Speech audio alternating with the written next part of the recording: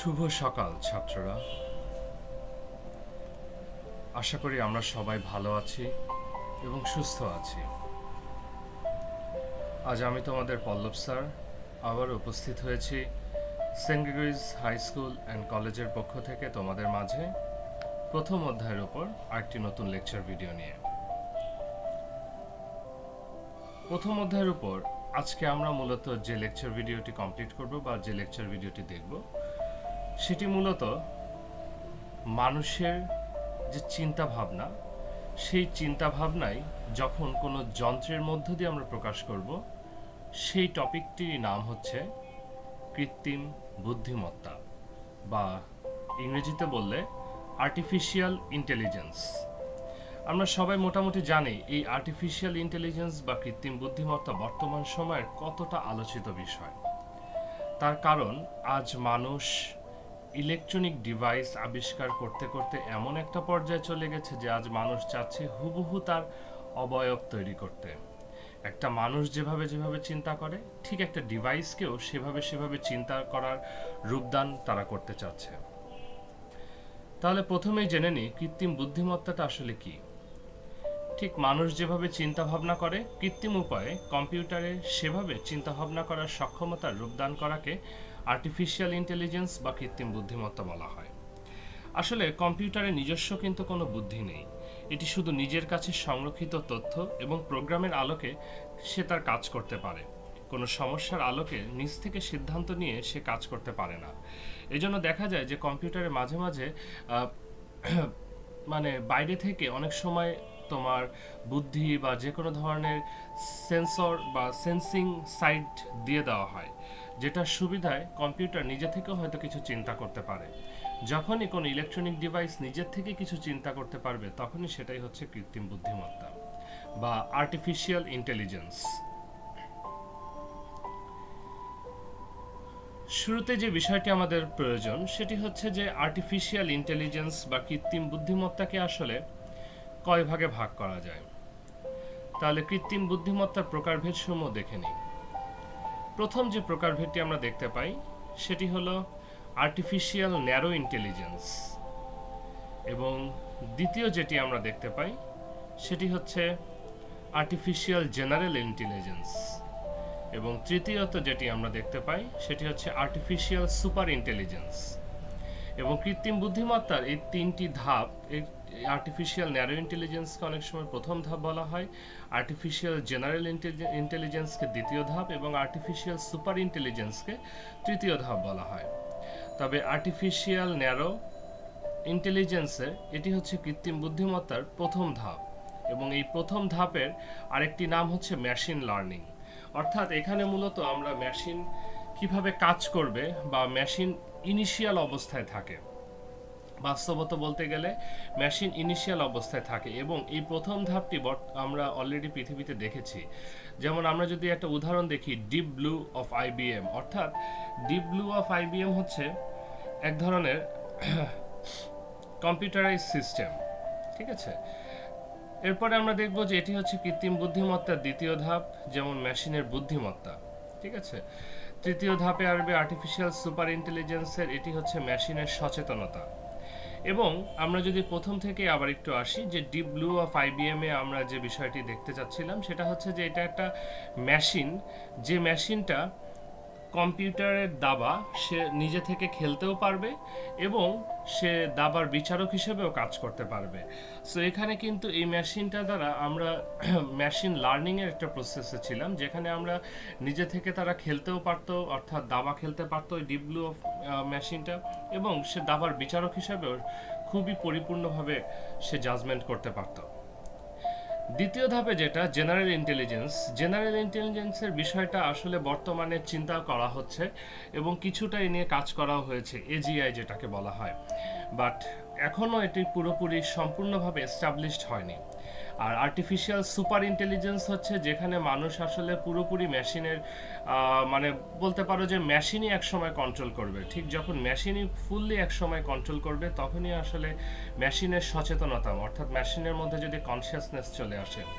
এটা মোটামুটি চিন্তা করা যায় 2050 বা আরও একটু পরবর্তীতে তোমাদের মোটামুটি এই ধরনের টেকনোলজি সম্বন্ধে আমরা হয়তো হ্যাবিচুয়েট হতে পারি, কারণ যেভাবে এখন টেকনোলজি আপগ্রেডেড হচ্ছে তাতে খুব দ্রুত কিন্তু আমরা মানুষ এমন যে যন্ত্র তৈরি করছে যা প্রায় মানুষের মতো কাজ করতে পারে, মানুষের মতো চিন্তা ভাবনা করতে পারে।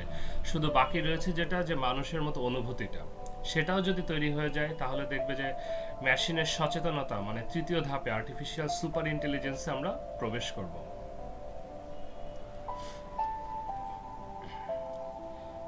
এরপরে যে বিষয়টি আমাদের সামনে আসবে সেটি হচ্ছে যে কৃত্রিম বুদ্ধিমত্তার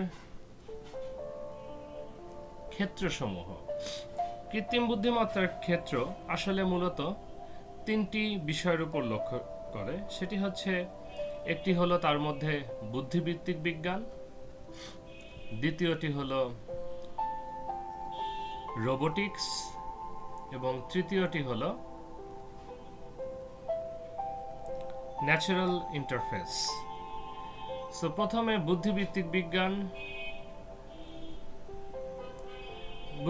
বিজ্ঞানে আমরা আসি। বুদ্ধিভিত্তিক বিজ্ঞানে কৃত্রিম বুদ্ধিমত্তার যে ক্ষেত্রগুলো আমরা দেখতে পাই তার মধ্যে সবথেকে জনপ্রিয় হচ্ছে এক্সপার্ট সিস্টেম। এক্সপার্ট সিস্টেমে আমরা বিভিন্ন ধরনের বৈশিষ্ট্য ব্যবহার সামনে দেখব। তবে এক্সপার্ট সিস্টেমটা মূলত হচ্ছে যে সবথেকে আলোচিত বিষয় যেটি বুদ্ধিভিত্তিক বিজ্ঞানে কাজ করে। এবং দ্বিতীয়ত কাজ করে লার্নিং সিস্টেম, কারণ এক্সপার্ট সিস্টেমের সাথে সাথে সেখানে লার্নিং সিস্টেমের একটি কম্বিনেশন দেখতে পাওয়া যায়, এবং সেখানে দেখতে পাওয়া যায় ফাজি লজিকের কিছু কম্বিনেশন। এবং সেখানে অবশ্যই যে বিষয়টি চলে আসে সেটা হচ্ছে নিউরাল নেটওয়ার্ক, সাথে আসবে জেনেটিক অ্যালগোরিদম এবং অবশ্যই ইন্টেলিজেন্ট এজেন্ট। এবং এই ক্ষেত্রগুলো নিয়েই কিন্তু আসলে বুদ্ধিভিত্তিক বিজ্ঞান গঠিত হয়। এবং রোবোটিক্সের ক্ষেত্রে আমরা ভিজুয়াল পারসেপশন বিষয়টি পরিলক্ষিত করতে পারি, ট্যাকটিলিটি দেখতে পারি, ডেক্সটারিটি দেখতে পারি এবং লোকোমেশন এবং সাথে হচ্ছে নেভিগেশন সম্বন্ধে আমরা আলোচনা করতে পারি। এবং ন্যাচারাল ইন্টারফেসে যে বিষয়গুলো আসবে সেটি হচ্ছে natural language, speech recognition, multisensory interface, virtual reality. Already আমরা ভার্চুয়াল রিয়েলিটি বিষয়টা সম্বন্ধে জেনেছি যে এখানে ত্রিমাত্রিক ডাইমেনশন অর্থাৎ 3D বিষয় নিয়ে আমরা আলোচনা করতে পারি এবং আমরা একটা ভিজুয়াল পরিবেশ মানে কৃত্রিম পরিবেশ তৈরি করতে পারি যার মধ্য দিয়ে মানুষ কি করতে পারে, যার মধ্য দিয়ে মানুষ তোমার বিভিন্ন জিনিস ঘরে বসে তারা শিখতে পারে, বিভিন্ন জিনিস তারা ঘরে বসে পরিচালনা করতে পারে এবং কৃত্রিম একটা পরিবেশ তারা তৈরি করতে পারে, যেটা কিন্তু মূলত অনেকটা কৃত্রিম বুদ্ধিমত্তারই একটা বড় ক্ষেত্র এবং এটা ন্যাচারাল ইন্টারফেসের আন্ডারে পড়ে। সো এইগুলাই হচ্ছে মোটামুটি আমাদের কৃত্রিম বুদ্ধিমত্তার ক্ষেত্রসমূহ। পরবর্তীতে আমরা চলে যাই আমাদের কৃত্রিম বুদ্ধিমত্তা আসলে কোথায় কোথায় ব্যবহার করা হয়। এর ব্যবহার আসলে বলে শেষ করা যাবে না, তারপরও উল্লেখযোগ্য কয়েকটি তুলে ধরার চেষ্টা করছি। যেমন মনুষ্যবিহীন গাড়ি ও বিমান চালানোর ক্ষেত্রে তোমরা অলরেডি জানো যে অটোমেটিক কিছু গাড়ি অলরেডি কিন্তু আবিষ্কার হয়েছে পৃথিবীতে। অলরেডি অটোমেটেড কিছু গাড়ি আবিষ্কার হয়েছে যেগুলো নিজে থেকে চলতে পারে, কোনো মানুষের প্রয়োজন হয় না। গাড়ি জাস্ট যদি কমান্ড দেওয়া হয় বা বাইরে থেকে কন্ট্রোল করা হয় তাহলে সেই গাড়িগুলো নিজে থেকেই চলতে পারে এবং একইভাবে কিছু বিমানও নিজে থেকে চলতে পারে। তো যখনই একটি মেশিন বা কোনো একটি ইলেকট্রনিক ডিভাইস সে নিজে থেকে কাজ করতে পারবে তখনই কিন্তু সেটি কৃত্রিম বুদ্ধিমত্তারই বহিঃপ্রকাশ। এবং দ্বিতীয়ত আসছে জটিল গাণিতিক সমস্যা সমাধানের ক্ষেত্রে। আসলে মেইনলি আমাদের কম্পিউটারের সিস্টেমগুলো যখনই আসলে ডেভেলপ করা হয় প্রথম উদ্দেশ্য যেটা থাকে সেটা হচ্ছে যে বড় বড় গাণিতিক সমস্যা বা জটিল কোনো গাণিতিক সমস্যা যাতে আমরা সমাধান করতে পারি। এবং তৃতীয়ত যে বিষয়টি আসবে যে ক্ষতিকর বিস্ফোরক শনাক্ত ও নিষ্ক্রিয় করার কাজে। আসলে এখানে মূলত অ্যাটমিক সেক্টরটার কথা বলা হয়েছে, যে অ্যাটমিক বা যে কোনো কেমিক্যাল যে বন্ডগুলো আছে সেগুলো অনেক সময় যে আমরা আইডেন্টিফাই করে এবং সেগুলো নিষ্ক্রিয় করার ক্ষেত্রেও কিন্তু আজ কৃত্রিম বুদ্ধিমত্তা ব্যবহার করা হচ্ছে। চিকিৎসার ক্ষেত্রে এর অবদান অপরিমেয়। বিনোদন এবং গেম খেলায় আমরা অলরেডি ভার্চুয়াল রিয়েলিটির মধ্যে দিয়ে দেখেছি যে কৃত্রিম বুদ্ধিমত্তা কিভাবে জনপ্রিয় হয়ে উঠেছে আজ। পরিকল্পনা ও শিডিউল তৈরির ক্ষেত্রে কৃত্রিম বুদ্ধিমত্তার মধ্যে দিয়ে আমরা পরিকল্পনা করতে পারি কিছু এবং কিছু শিডিউলও তৈরি করতে পারি। বিভিন্ন ডিভাইসের সূক্ষ্ম সমস্যা শনাক্তকরণ, আমরা বিভিন্ন ডিভাইসের খুব সূক্ষ্ম সমস্যা যেগুলো সেই সমস্যাগুলো বা ত্রুটিগুলো আমরা শনাক্ত করতে পারি এবং শনাক্ত করে সেগুলো সমাধানও করতে পারি। প্রাকৃতিক কোনো খনিজ সম্পদ খুঁজে বের করার কাজে সহ ইত্যাদি ক্ষেত্রে আসলে কৃত্রিম বুদ্ধিমত্তার ব্যবহার রয়েছে। আসলে কৃত্রিম বুদ্ধিমত্তার ব্যবহার বলে শেষ করা যাবে না, এর ব্যবহার অনেক। তার মধ্যে জাস্ট কয়েকটি এখানে তুলে ধরা, কারণ এটি বিভিন্ন কাজে বিভিন্ন অবস্থায় ব্যবহার করা হয়।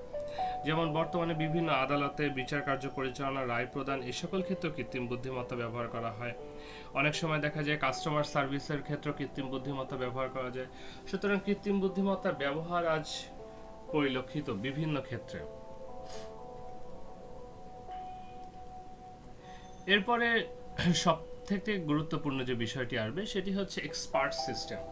আমরা একটু আগে দেখেছি কৃত্রিম বুদ্ধিমত্তার সব থেকে ক্ষেত্রের মধ্যে সর্বপ্রথম ক্ষেত্রের যে অংশটি ছিল বুদ্ধিবৃত্তিকের মধ্যে সেটি হচ্ছে এক্সপার্ট সিস্টেম। এবং এই এক্সপার্ট সিস্টেম বিষয়টা আসলে কি সেটি প্রথমে একটু জেনে নিই। কোনো বিষয়ের উপর তথ্য সংগ্রহ করে তা সংরক্ষণপূর্বক প্রয়োজনীয় বিশ্লেষণ করে ওই বিষয়ের উপর কোনো প্রশ্ন করে কম্পিউটার থেকে উহার উত্তর জেনে নেওয়ার ব্যবস্থাকে এক্সপার্ট সিস্টেম বলা হয়। আসলে এক্সপার্ট সিস্টেমটা হচ্ছে যে আমরা যদি কোথাও কোনো অ্যান্সার দিয়ে রাখি এবং সেখান থেকেই দেখা যায় যে অনেক সময় কোয়েশ্চেন করে সেখান থেকে আমরা সেগুলোর ফলাফল যদি পাই। যেমন তোমাদের মনে আছে কিনা জানি না, কিছুদিন আগে বাংলাদেশে সোফিয়া নামে একটা রোবট এসেছিল এবং সেই রোবটে কিন্তু দেখতে পেয়েছিল তোমরা যে কিছু কোয়েশ্চেন করলে সে অ্যান্সার দিতে পারতো। সো এটি কিন্তু একটি এক্সপার্ট সিস্টেমেরই একটি উদাহরণ, যে যখনই তাকে কোনো কোয়েশ্চেন করা হতো সে কোনো উত্তর দিতে পারতো, অর্থাৎ তার ডেটাবেজে যা যা ইনসার্ট করা ছিল সেখান থেকে যখনই তুমি কিছু জিজ্ঞাসা করবে সে কিন্তু সেগুলোর অ্যান্সার দিতে পারত।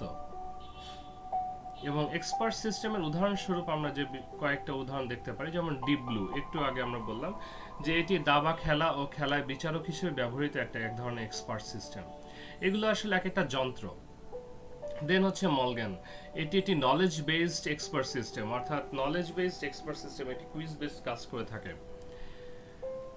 পরবর্তীতে আসছে প্রসপেক্টর, খনিজ পদার্থ আকরিক অনুসন্ধান করার ক্ষেত্রে এটি একটি গুরুত্বপূর্ণ এক্সপার্ট সিস্টেম।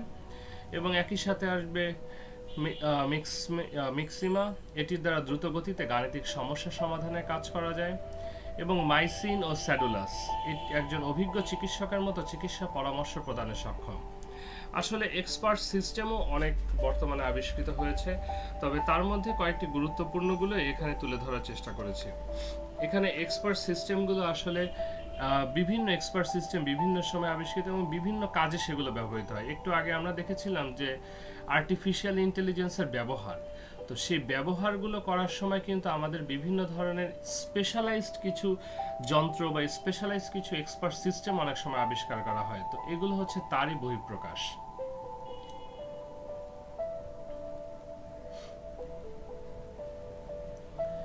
এরপর যে বিষয়টি আমরা দেখতে পাই সেটি হচ্ছে এক্সপার্ট সিস্টেমের বৈশিষ্ট্য।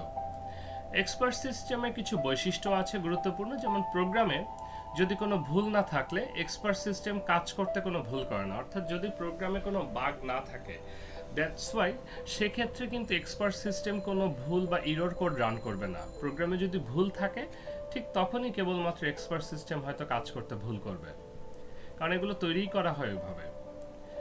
দ্বিতীয়ত, এটি একজন দক্ষ মানুষের সমতুল্য বা সাহায্যকারী হিসেবে কাজ করে মাত্র, কিন্তু কোনো বিকল্প হতে পারে না। আসলে এটি একটা দেখা যায় যে যেমন দাবা খেলার বিচারক হিসেবে আমি রাখছি, অর্থাৎ একজন মানুষও তো দাবা খেলার বিচারক হিসেবে কাজ করতে পারে, কিন্তু সেখানে জাস্ট মানুষের পরিবর্তে আমি একটা যন্ত্রকে রাখছি, সেও কিন্তু দক্ষ এবং সাহায্যকারী হিসেবে হেল্প করছে, কিন্তু সরাসরি কিন্তু একজন মানুষের বিকল্প সে না, জাস্ট সাহায্যকারী হিসেবে আমাদের সাহায্য করছে।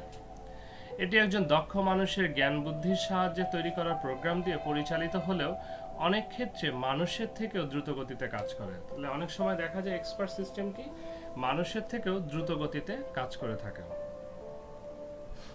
এক্সপার্ট সিস্টেমের কিছু ব্যবহার আমরা দেখে নিই, যেমন যাত্রীবাহী বা যুদ্ধ বিমান পরিচালনায় এক্সপার্ট সিস্টেম ব্যবহার করা হয়। এছাড়া বিভিন্ন সার্কিট ডিজাইনে ও ভুল সংশোধনেও ব্যবহার করা হয়।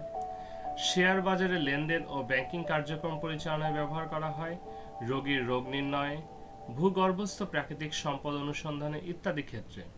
আসলে এক্সপার্ট সিস্টেমগুলো আবিষ্কারই করা হয় মূলত পার্টিকুলার কিছু কিছু কাজ করার জন্য, এবং তাদের মূলত বিভিন্ন যেগুলো খুব জটিল বিষয় সেখানেই মূলত তাদের কার্যক্ষেত্র নির্ধারণ করা হয় এবং সে সকল ক্ষেত্রে তাদেরকে মূলত ব্যবহার করা হয়।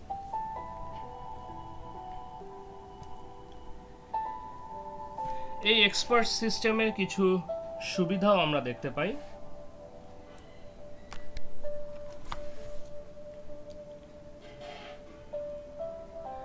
ঘন্টার পর ঘন্টা আসলে এক্সপার্ট সিস্টেমের মাধ্যমে কাজ করা যায়।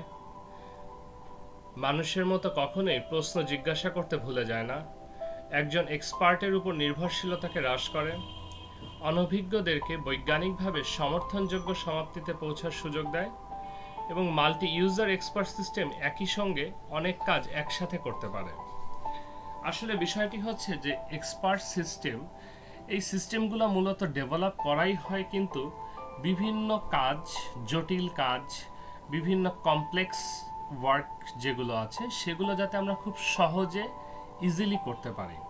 এবং এক্সপার্ট সিস্টেমগুলো কিন্তু মানুষের, ধরো একটা মানুষ যদি কোনো একটা কাজ করতে তার 10 ঘন্টা লাগে, ঠিক সেই কাজটাই যদি আমি কোনো একটা এক্সপার্ট সিস্টেমের আন্ডারে করে থাকি, তখন দেখা যাবে সেটা হয়তো 2 ঘন্টা বা 1 ঘন্টায় হয়ে যাচ্ছে। এর কিছু কিছু স্পেশালিটি তো আমরা দেখেছি যে এটি কখনো প্রশ্ন জিজ্ঞাসা করতে কিন্তু ভুলে যায় না। এটা একজন এক্সপার্টের উপর, মানে ধরো তুমি একজন এক্সপার্ট মানুষের উপর নির্ভর করতে হতো, যার সে না হলে হয়তো তোমার কোম্পানি চলতোই না। বাট তোমার কাছে ডিভাইস আছে, তুমি সেই ডিভাইস ব্যবহার করে নিজেই সেই কাজ করে নিতে পারো। আবার অনেক সময় অনভিজ্ঞ যারা আমরা, তাদেরকেও বৈজ্ঞানিকভাবে ডেভেলপ করে তোলা হচ্ছে এই এক্সপার্ট সিস্টেম ইউজ করে। এবং সব থেকে বড় যে বিষয়টা, মাল্টি ইউজিং যে বিষয়টা, যে মাল্টি ইউজার এক্সপার্ট সিস্টেম একই সাথে মাল্টিপল কাজ করতে পারছি। এতে করে যেটা হচ্ছে যে অনেক কাজ আমরা একসাথে করতে পারছি, এতে আমাদের সময় এবং খরচ দুই অনেকটা বেঁচে যায়। যে কারণে বড় বড় কোম্পানি বা অর্গানাইজেশনগুলো আজ এক্সপার্ট সিস্টেম প্রচুর পরিমাণে ব্যবহার করছে। প্রত্যেকটি জিনিসের যেমন সুবিধা থাকে, অবশ্যই তার কিছু, আমি বলেছি, অসুবিধাও থাকে। এক্সপার্ট সিস্টেমের কিছু গুরুত্বপূর্ণ অসুবিধার মধ্যে একটি হচ্ছে যে কিছু কিছু সিদ্ধান্ত গ্রহণের ক্ষেত্রে যে ধরনের সাধারণ জ্ঞানের প্রয়োজন পড়ে, অনেক সময় তার ঘাটতি থাকে। আসলে দেখা যায় যে অনেক সময় যেহেতু এক্সপার্ট সিস্টেম বলি বা আর্টিফিশিয়াল ইন্টেলিজেন্স সমৃদ্ধ যে ডিভাইস বলি, এগুলো তো আসলে একটা ইলেকট্রনিক ডিভাইস বা একটা যন্ত্র। তো যন্ত্র দেখা যায় যে স্বাভাবিক একটা মানুষ হঠাৎ করে যে চিন্তাটা করতো, যন্ত্রটা কিন্তু সেভাবে চিন্তা করতে পারবে না। একটা মানুষ যেভাবে এটা না হলে ওটা, ওটা না হলে সেটা, বিকল্প অনেক কিছু চিন্তা করতো, সেই জিনিসগুলো কিন্তু একটা যন্ত্রের মধ্য দিয়ে আমরা দেখতে পাবো না। অস্বাভাবিক পরিস্থিতিতে মানব বিশেষজ্ঞদের মতো সৃষ্টিশীল সাড়া প্রদান করতে পারে না। অর্থাৎ যে কোনো ধরনের অস্বাভাবিক সিচুয়েশন বা ডিফারেন্ট সিচুয়েশনে দেখা যায় যে একজন মানুষ বা মানব বিশেষজ্ঞ যেভাবে তার নিজের ক্রিয়েটিভিটি দ্বারা বিভিন্ন ধরনের কাজ বা চিন্তা ভাবনা সে করতে পারে, সেটা কিন্তু এক্সপার্ট সিস্টেম আসলে পারে না। কারণ তার মধ্যে ঠিক পার্টিকুলার কাজের জন্য যে কমান্ডগুলো দেওয়া থাকে, সে তার সেই কমান্ড অনুযায়ী কাজ করে। এর বাইরে কিন্তু সে কোনো কাজ খুব একটা করে না। নলেজ বেজে সমস্যার উদ্ভব হতে পারে এবং তা পরবর্তীতে ভুল সিদ্ধান্ত গ্রহণে নেতৃত্ব দিতে পারে। আসলে দেখা যায় যে নলেজ বেজ বিভিন্ন সমস্যা, অনেক সময় প্রবলেম হয় যে এক্সপার্ট সিস্টেমে এক ধরনের ডেটাবেস ক্রিয়েট করে এক ধরনের এন্ট্রি দেওয়া আছে, অনেক সময় দেখা যায় যে সেখানে যদি কোনো ধরনের বাগ বা কোনো প্রবলেম থাকে, তাহলে সে ভুল কাজ করবে বা ভুল সিদ্ধান্ত দিবে। এজন্য যন্ত্র আমরা ব্যবহার করব, বাট যন্ত্রের উপর কখনো নির্ভরশীল হব না। আমরা যন্ত্র যাতে আমাদের সাহায্যকারী হয়, আমাদের বিকল্প না হয়, এই বিষয়টি আমাদের লক্ষ্য রাখতে হবে। আজকের আসলে আলোচ্য যে বিষয়টি, সেটা হচ্ছে আর্টিফিশিয়াল ইন্টেলিজেন্স বা কৃত্রিম বুদ্ধিমত্তা বর্তমান বিশ্বে বা বর্তমান পৃথিবীতে আজ এক বিশাল স্থান দখল করে আছে। বর্তমানে প্রায় মোবাইল থেকে শুরু করে সব ইলেকট্রনিক ডিভাইসে কিন্তু এই এআই এর ইমপ্লিমেন্টের চিন্তা ভাবনা করা হচ্ছে এবং হচ্ছে অলরেডি। সো আজকে আমরা এতটুকুই আলোচনা করব। ধন্যবাদ সকলকে। সকলে ভালো থেকো, সুস্থ থেকো।